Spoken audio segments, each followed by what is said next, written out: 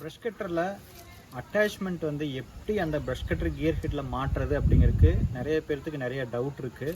சில பேர்த்துக்கு கைட் பண்ணி கொடுத்தாலும் ஏதாவது ஒரு காரணத்தினால தப்பாக மாட்டிடுறாங்க. அது எப்படி மாட்டுறதுங்கிறத இந்த வீடியோவில் தெளிவாக சொல்லித்தரேன். இந்த வீடியோ ஃபஸ்ட்லேருந்து லாஸ்ட் வரை தெளிவாக பாருங்கள். உங்களுக்கு ஒரு விஷயம் வந்து ஃபுல்லாக தெரிஞ்சுக்கணும்னு நினச்சிங்கன்னா A to Z ஒரு வீடியோ ஃபுல்லாக பார்த்தீங்கன்னா மட்டும்தான் நான் சொல்கிற ஒரு விஷயம் உங்களுக்கு வந்து சேரும். ஸ்கிப் பண்ணிட்டு போகிறது மூலமாக உங்களுக்கு எதுவும் கிடைக்க போகிறதில்ல. புரியுதுங்களா? வீடியோக்குள்ளே போகலாம் வாங்க.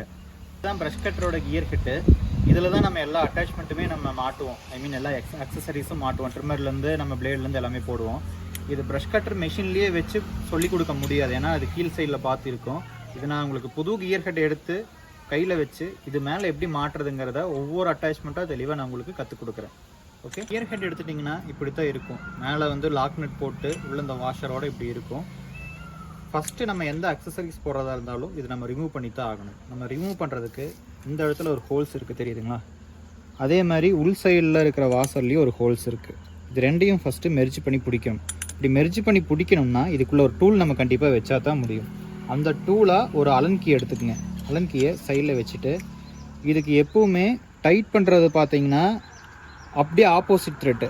கிளாக் வைஸ் சுற்றுனீங்கன்னா இதில் லூஸ் ஆகும், ஆன்டி கிளாக் வைஸ் சுற்றுனீங்கன்னா இது டைட் ஆகும். ஓகே, இதை நம்ம கிளாக் வைஸ் சுற்றி இதை நம்ம எடுக்கிறோம். கழட்டிட்டு இப்படி எடுத்தோம்னா இதுக்குள்ளே 2 வாஷர் இருக்கும், தெரியுதுங்களா? கியரில் இந்த ஹோல்ஸில் தான் மெர்ஜ் ஆகி இருக்கும்.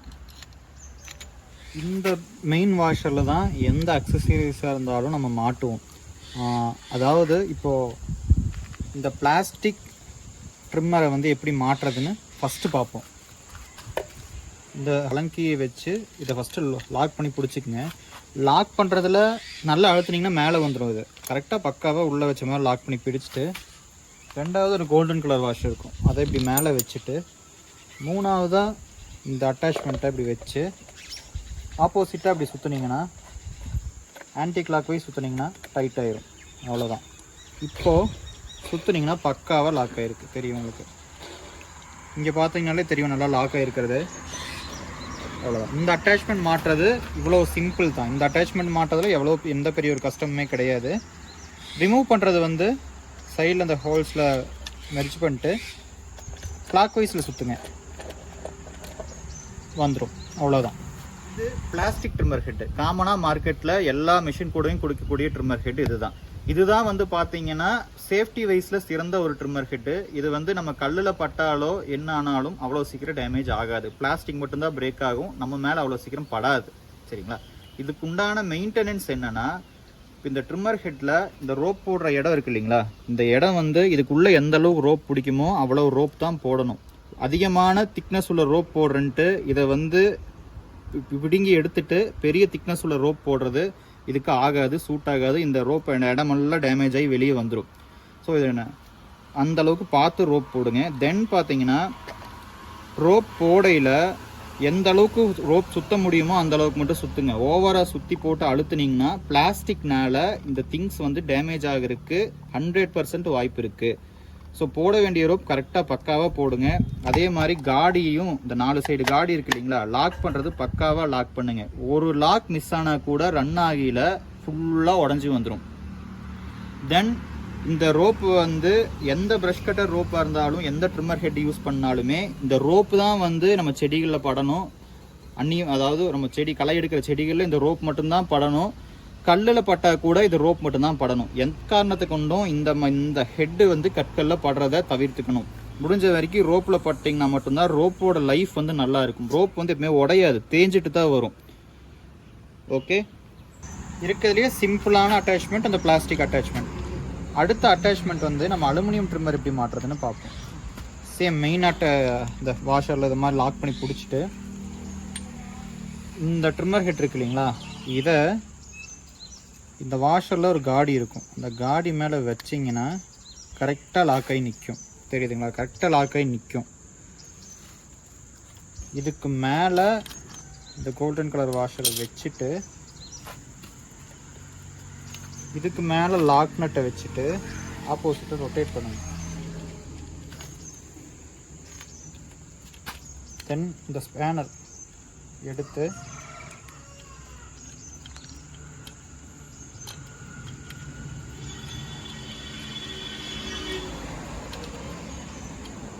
இப்போ டைட் பண்ணிட்டோம். இப்படி சுற்றுனோம்னா வாப்ளிங் இல்லாமல் பக்காவாக சுற்றணும். தெரியுதுங்களா? அதாவது இதில் மாட்டியிருக்கிறது ஏதாவது தப்பாக மாட்டியிருந்தா இது என்ன ஆகும்னா இப்படி வைப்ரேஷன் இப்படி ஆகும். வாப்ளிங் ஆகில நமக்கு தெரிஞ்சுக்கலாம் இது தப்பாக மாட்டியிருக்கோம் அப்படின்னு. எப்படி தப்பாக மாட்டியிருந்தா எப்படி மாட்டியிருப்போம்னு நான் சொல்கிறேன்.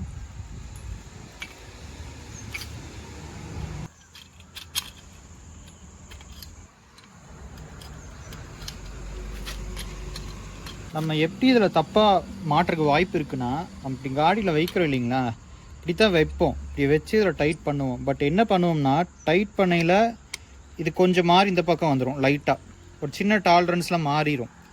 இப்படி வச்சு நம்ம தெரியாமல் என்ன பண்ணிடுவோம்னா இப்படி வச்சே டைட் பண்ணிடுவோம்.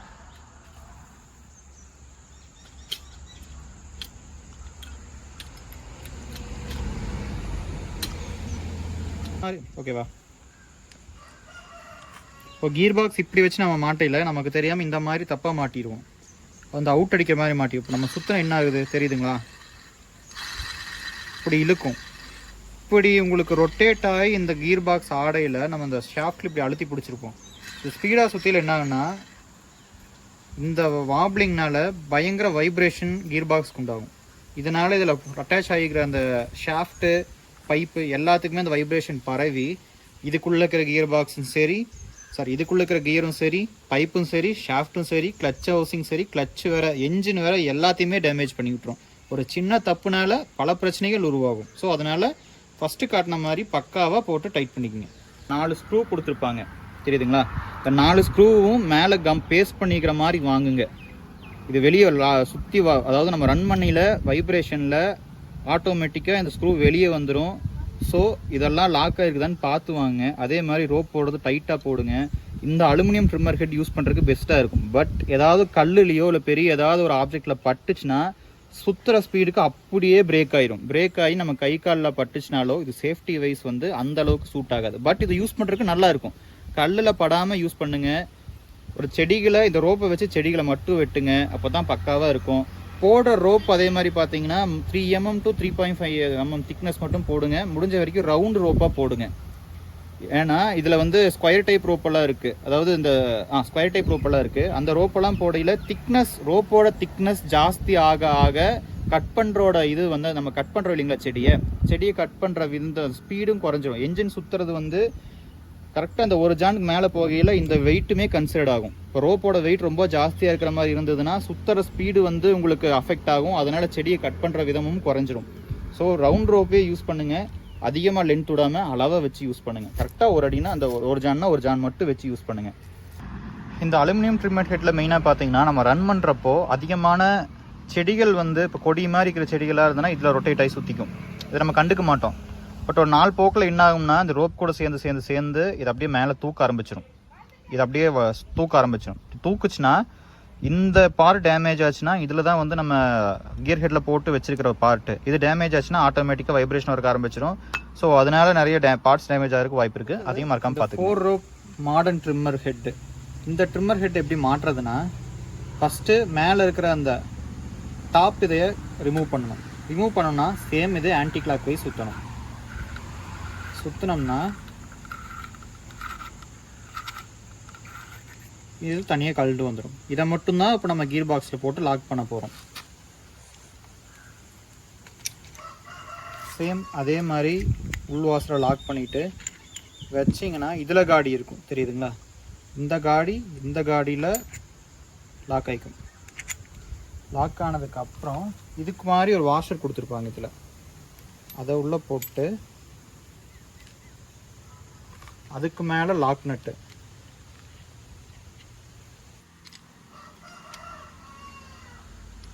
பாஸ் பண்ணாத லாக் நட் போட்டு டைட் பண்ணிட்டோம்னா பக்காவாக இப்படி சுற்றும். தெரியுதா? நல்லா லாக் நட்டை போட்டு டைட் பண்ணிக்கோங்க. அது எதனாலன்னு நான் சொல்கிறேன். தென் இதுக்கப்புறம் இந்த ஹெட் எடுத்து பாட்டம் ஹெட் எடுத்து ஆப்போசிட்டில் போட்டு டைட் பண்ணிக்கணும். ஓகே, இப்போ பக்காவாக செட் ஆயிடுச்சு. பார்க்குறதுக்கு நீட்டாகவும் இருக்குது. ஆக்சுவலி இது பெஸ்ட்டான ஒரு அட்டாச்மெண்ட்டு தான். எது வேறு அப்படின்னா நம்ம இன்கேஸ் இதை க்ளீன் பண்ணாமல் விட்டாலோ ரொம்ப நாள் கழிச்சு இந்த இடத்துலையும் வந்து நம்ம கழட்ட மாட்டோம், அடிக்கிறதுக்கும் இந்த அட்டாச்மெண்ட்டை கழட்ட மாட்டோம். ஸோ ஆட்டோமேட்டிக்காக என்ன ஆகும்னா இது ஜாம் ஆயிரும். அப்படி ஜாம் ஆச்சுன்னா நம்ம இங்கே என்ன தான் போட்டு இதை திருப்பி கழட்ட ட்ரை பண்ணாலுமே இதுவும் கழண்டு வராது, உள்ள லாக் நட் மட்டும்தான் சுற்றிட்டு வரும். மிகப்பெரிய பிரச்சனையை நம்ம ஃபேஸ் பண்ணுவோம் இதில். ஸோ அதெல்லாம் அந்த மாதிரி பிரச்சனைகள்லாம் நம்ம அவாய்ட் பண்ணணும்னா என்ன பண்ணணும்னா, டெய்லியும் ரன் பண்ணி முடிச்சிட்டிங்கன்னா முடிஞ்ச வரைக்கும் ஒரு வெட் கிளாத் எடுத்து ஃபுல்லாக தொடச்சி வச்சுருங்க. அங்கங்கே கொஞ்சம் ஆயில் கொடுங்க.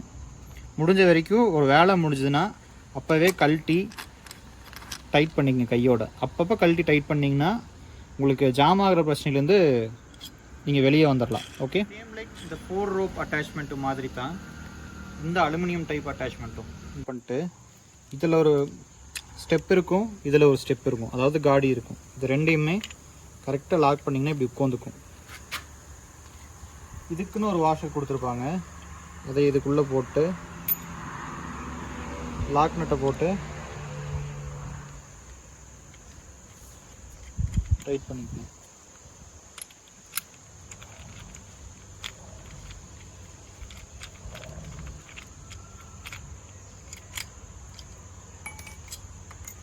சுற்றி பார்த்தீங்கன்னா இந்த இடத்துல அவுட் அடிக்கக்கூடாது, பக்காவாக சுற்றணும். இதுக்கு மேலே ரோப் வச்சுக்கணும்.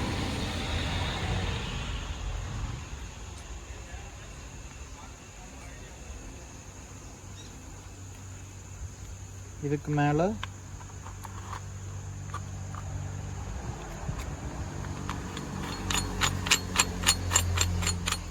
போட்டு நல்லா டைட் பண்ணிக்கங்க. ஓகே, இனி பக்காவாக ஜாம் மெர்ஜ் ஆயிரும். இந்த அட்டாச்மெண்ட்டில் ஒரு விஷயம் பார்க்கணும், என்னன்னா த்ரெட்டு இதுக்குள்ளே வருது. ஸோ நம்ம போட ரோப் வந்து இந்த த்ரெட்டு வரைக்கும் வந்துடக்கூடாது. அப்படி வந்ததுன்னா இந்த இது உள்ளே போகாது, லாக் பண்ண முடியாது. கவனித்து பார்க்கணும், மறந்துடாதீங்க.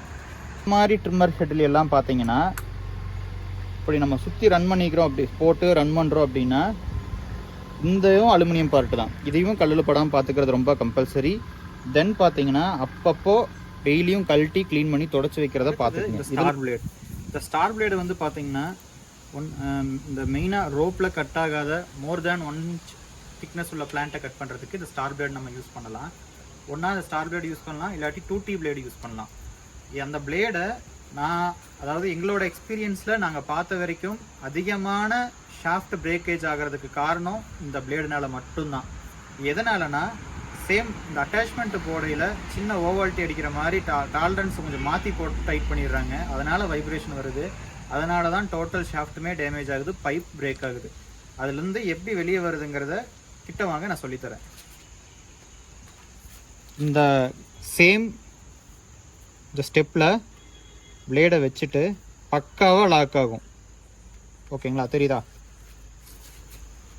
அதுக்கு மேலே இந்த வாசரை போட்டு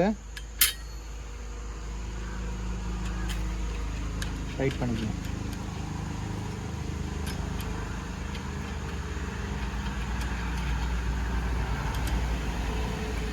டைட் நல்லா வச்சுக்கோங்க. இப்போ சுற்றுனீங்கன்னா ரவுண்டு கரெக்டாக தெரியுதா சுற்றுறது? அதே மாதிரி இந்த பக்கம் வச்சிங்கனாலும் நீங்கள் கரெக்டாக பார்க்க முடியும், இது கரெக்டாக இருக்கிறது. இது ஒரு சிம்பிளான மெத்தட் இந்த பிளேடு போடுறது. இதில் ஒரு பெரிய காம்ப்ளிகேஷனே இருக்காது. ஒரு சின்ன ஒரு டாலரன்ஸ் மாற்றி போட்டால் உங்களுக்கு நான் இந்த வீடியோவில் அட்டாச் பண்ணுறேன். ஒரு கஸ்டமர் வந்து ஒரு ரியல் லைஃப் எக்ஸ்பீரியன்ஸ், எனக்கு ஒரு தெரிஞ்ச கஸ்டமர் வந்து இந்த பிளேடை தப்பாக ஒரே ஒரு சின்ன டாலரன்ஸ் மாட்டினதுனால ஓவராக வைப்ரேஷன் வந்து என்ஜின் ஃபுல்லாகவே டேமேஜ் ஆகி, பைப் டேமேஜ் ஆகி, கியர் டேமேஜ் ஆகி, இது வந்து அவர் ஒரு வாரத்துக்கு ஒருக்கா மாற்றி பண்ணிகிட்டே இருக்காரு. மிஷினில் தான் ப்ராப்ளம்னு நினச்சி அவர் பண்ணிகிட்டே இருக்காரு. இதனால் என்னென்னா அதிக மிஷின் சம்மந்தப்பட்டதுலேயும் அதிகமான செலவு அவர் பண்ணிட்டாரு. அதிக வைப்ரேஷனில் ரன் பண்ணதில் அவர் பாடியுமே பெயின் ஆகி ஹாஸ்பிட்டல் போய் அதுக்கப்புறம் தான் அந்த விஷயம் அந்த மிஷினால் தான் வருதுங்கிறத கண்டுபிடிச்சி அதை நாங்கள் கொண்டு வந்து மிஷினை பார்க்கல தான் தெரிஞ்சு ஒரு சின்ன பிளேடு அது தப்பாக போட்டதுனால இவ்வளோ பெரிய பிரச்சனையை உருவாக்கி இருக்குங்கிறதே அவருக்கு அதுக்கப்புறம் தான் நாங்கள் சொல்லி புரிய வச்சோம். இது அவர் மட்டும் இல்லை, இதே மாதிரி நிறைய பேர் ஃபேஸ் பண்ணிகிட்டு இருக்கீங்க. இது வந்து என்ஜின் காரணமோ, அதாவது நான் எங்களோட மிஷின்னு சொல்ல, பொதுவாக எந்த ப்ரஷ் கட்டராக இருந்தாலும் சரி, பேக் பேக் அது சைட் பேக் எந்த ப்ரஷ் கட்டராக இருந்தாலும் ஒரு போடுற அக்சசரிஸ் தப்பாக போட்டால் கூட எல்லா பிரச்சனையும் ஆகும். ஸோ ஸோ இந்த வீடியோ மெயினாக நான் ஸ்பீடாக அப்லோட் பண்ண காரணமே இந்த பிரச்சனை இனிமேல் ஃப்யூச்சரில் எந்த கஸ்டமரும் ஃபேஸ் பண்ணக்கூடாதுன்னு ஒரு காரணத்துக்காக. 80 டீத் பிளேடு, இதுலேயே 40 டீத் இருக்குது. இதில் என்னென்னா இந்த மாதிரி உங்களுக்கு இந்த மாதிரி டீத்து வந்துடும். இதை வச்சு நீங்கள் தட்டை அறுத்துக்கலாம், மலம்பில் அறுத்துக்கலாம், இல்லை சின்ன சின்ன செடிகளை கூட நீங்கள் வெட்டிக்கலாம். இந்த பிளேடு போடுறதும் அதே மாதிரி தான். ப்ரஷ் கட்டர் வந்து நம்ம இந்த மாதிரி ரொட்டேஷனில் சுற்றும், அதாவது ஆன்டி கிளாக் வைஸ் சுற்றும். இந்த பிளேடு போடையில் ஆன்டி கிளாக் வைஸ் போடணும். இதிலே கொடுத்துருப்பாங்க ஆன்டி கிளாக் வைஸ். இந்த ஆன்டி கிளாக் வைஸ் எப்படின்னா இப்படி வச்சு போடணும். நம்ம இது மேலே வர மாதிரி வச்சு போடணும். ஸோ அப்போ தான் மிஷின் இப்படி ரன் ஆகையில் கரெக்டாக கட் பண்ணும். நம்ம எப்பவும் போட்ட மாதிரி தான் மேலே இந்த பிளேடை போட்டுட்டு லாக் நட்டை போட்டுட்டு டைட் பண்ணிக்கிறோம்.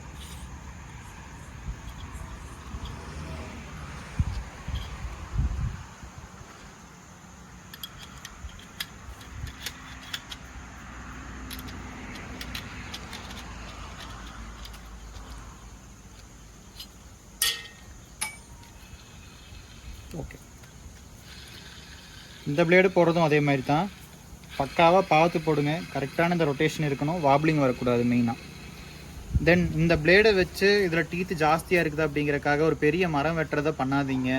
ஒரு 4 இன்ச் 5 இன்ச் இருக்கிற பெரிய செடிகளை வெட்டுறதை தயவு செய்து பண்ணாதீங்க. இந்த பிளேடு எல்லாமே பார்த்தீங்கன்னா மெயினாக ஒரு 1 இன்ச் 2 இன்ச் இந்த அளவுக்கு மலம்பில், பச்சையான தண்டு சொல்லுவாங்க இல்லைங்களா, அதாவது மலம்பில் ஆகட்டும் இல்லை காட்டில் போட்டு வைக்கிற சோளம் ஆகட்டும், அதையெல்லாம் கட் பண்ணுறதுக்கு தான் இது டெவலப் பண்ணப்பட்டது. இதை வச்சு மரத்தை தயவு செய்து அறுக்காதீங்க. அப்படி அறுத்தீங்கன்னா மேபி பிளேடு ப்ரோக் ஆகி நம்ம மேலே படுறதுக்கு வாய்ப்பு இருக்குது. ஸோ இதை அவாய்ட் பண்ணுங்கள். மெயினாக உங்களுக்கு சொல்லணும்னு நினச்ச ஒரு விஷயம், ப்ரஷ் கட்டரில் இந்த மாதிரி ரோப் போட்டு தான் எல்லோரும் யூஸ் பண்ணிகிட்ருக்கோம். இந்த மாதிரி ரோப் தான் நம்ம யூஸ் பண்ணிகிட்ருக்கோம். இந்த ரோப் சீக்கிரம் தீந்து போயிடுது அப்படிங்கிறதுக்காக சில பேர் என்ன பண்ணுறீங்கன்னா இந்த ஆக்ஸலரேட்டர் கேபிள் இருக்குது இல்லைங்களா, அதெல்லாம் போடுறீங்க, இல்லை செயின் டைப் யூஸ் பண்ணுறீங்க. இதெல்லாம் பண்ணாதீங்க. இதெல்லாம் பண்ணுறதுனால ரன் ஆகும். ஆக்ஸலரேட்டர் ரோப் போட்டு ரன் பண்ணுறதுனால ஃபஸ்ட்டு பார்க்குறதுக்கு நல்லா தான் இருக்கும், ரோப் செலவு மிச்சம் மாதிரி தான் இருக்கும். அதுலேருந்து வர பிசுறு, சின்ன சின்ன மைன்யூட் பிசுறு என்ன ஆகுனா நம்மளுக்கே தெரியாமல் நம்ம பாடியில் பட்டு சரியான பின்விளைவுகளை ஏற்படுத்தும். ஸோ தயவுசெய்து நைலான் ரோப் மட்டும் யூஸ் பண்ணுங்கள். அதே மாதிரி செயின் இந்த மாதிரி டைப் இதெல்லாம் போடாதீங்க. செயின் போடுறதுனால சடன் இம்பேக்ட் ஆகும். சடன் இம்பேக்ட்னால இந்த கியர் பாக்ஸ் டேமேஜ் ஆகும். அதிகப்படியான செலவில் தான் வைக்கும். நீங்கள் இதில் மிச்சம் பண்ணுறேன்னு நினச்சிட்டு இதில் செலவு அதிகமாக வச்சுட்ருப்பீங்க. முடிஞ்ச வரைக்கும் ப்ரஷ் கட்டருக்கு எதுக்காக அந்த ப்ரஷ் கட்டர் டெவலப் பண்ணாங்களோ அந்த அட்டாச்மெண்ட்டை போட்டு மட்டுமே ரன் பண்ணுங்கள். புதுசாக எந்த அட்டாச்மெண்ட்டும் அதில் போடாதீங்க. ஸோ இந்த பிளேடு நான் எடுத்து காட்டுறேன், கழட்டியிருக்கேன் பாருங்கள் எந்த சைடில் உட்காந்துருக்கு அப்படின்னு.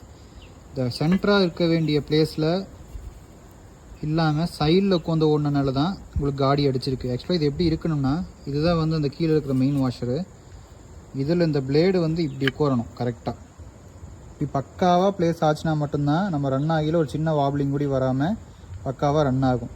பட் இதில் என்ன நடந்திருக்குதுன்னா, இப்படி போட்டு நம்ம இதுக்கு மேலே மேல் வாஷ் போட்டு லாக் பண்ணுவோம். இதில் என்ன ஆயிருக்கு அப்படின்னா, இது வந்து சைடு அந்த காடிக்கு மேலே ஏறி இதுக்கு மேலே இந்த வாஷர் சென்டராக போட்டு லாக் பண்ணி ரன் பண்ணியிருக்காங்க. அதனால என்ன ஆயிருக்குன்னா வைப்ரேஷன் வாப்ளிங் ஆகி டோட்டலாக எல்லாத்தையுமே டேமேஜ் பண்ணியிருக்கு. ஸோ ஒவ்வொரு தடவை நம்ம பிளேடு போடுறப்பவும் எந்த அட்டாச்மெண்ட் போட்டாலும் இந்த காடிக்குள்ளே வரையில் கரெக்டாக லாக் ஆகிருக்கணும். இப்படி லாக் ஆனதுக்கப்புறம் நம்ம சுற்றினோம்னா பக்காவாக சுற்றும். ஒரு சின்ன வைப்ரேஷன் கூட உங்களால் ஃபீல் பண்ண முடியாது. இதுக்கு மேலே கரெக்டாக போட்டு லாக். இந்த கியர் பாக்ஸில் பார்த்தீங்கன்னா இங்கே சின்ன சின்ன செடிகள்லாம் இருக்குது, இந்த நூல்லாம் இருக்குது. ஆக்சுவலாக நான் இங்கே இருக்கிறதெல்லாம் நிறைய எடுத்துட்டேன். இந்த டஸ்ட்டு போய் இதில் இருந்தது அப்படின்னா நம்ம என்ன தான் இந்த இதே உள்ளே போட்டாலும், இந்த மெயின் வாஷர் உள்ளே போட்டாலும் இதுவே பார்த்தீங்கன்னா ஒரு சைட் டாலரன்ஸ் அடிக்கும். ஸோ இதுக்கு மேலே பிளேடு போடையில் எச்ச வைப்ரேஷன் வந்து தான் இதாகும். ஸோ ஒவ்வொரு இதையும் போடுறதுக்கு முன்னாடி ஃபுல்லாக எடுத்துகிட்டு இங்கே இருக்கிற எல்லா டஸ்ட்டையும் க்ளீன் பண்ணிட்டு ரெண்டாவது மெயின் இதை போட்டு அதுக்கப்புறம் அக்சசரிஸ் போட்டு டைட் பண்ணுங்கள். லாங் ரன் நம்ம பண்ணிகிட்டு இருந்தோம்னா இந்த மாதிரி வந்து பார்த்திங்கன்னா நட்டே கழட்ட முடியாத அளவுக்கு லாக் ஆயிரும். இதனால் இந்த கியர் பாக்ஸையே மாற்ற வேண்டியது வரும். ஸோ டெய்லியும் ரன் பண்ணி முடிஞ்சதுக்கப்புறம் டோட்டலாக க்ளீன் பண்ணி வச்சுருங்க. ஒரு வெட் கிளாத் எடுத்து ஃபுல்லாக க்ளீன் பண்ணிவிட்டு இந்த ஸ்க்ரூ எந்தெந்த இடத்துல எல்லாம் ஸ்க்ரூ இருக்கோ அங்கெல்லாம் கொஞ்சம் ஆயில் வச்சுக்கோங்க. அப்போ தான் வந்து இந்த பில்லு வந்து திங்காது.